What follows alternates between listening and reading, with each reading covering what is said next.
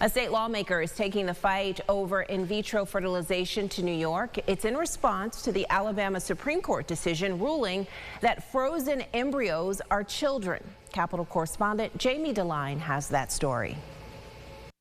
New York State Republican Senator Jack Martins is sponsoring legislation which says any human embryo outside of a uterus is not considered an unborn child. In New York State, we should always prioritize families and people having children and not put obstacles in the way that would prevent people from actually being able to have a child. This legislation comes after the Alabama Supreme Court ruled frozen embryos are children. Do you think that the ruling in Alabama will cause some IVF clinics to shut down?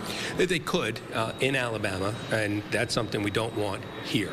And so the sooner we can get this bill passed, get it in front of the governor for her signature, the better off we're going to be. In an interview with CNN last month, the governor made comments about IVF, saying in part, quote, women who don't have a lot of money, the cost of traveling to get an abortion, to get in vitro fertilization, this should not be a nation of haves and have-not for women, depending on the geographic boundaries of your state. Senator Martin says this legislation will help provide clarity to families, doctors, and hospitals dealing with the issue. They shouldn't have to have question marks as to how they should treat a frozen embryo that could not possibly survive outside of a woman's body in the event that there is catastrophic loss, in the event that there's damage in some way.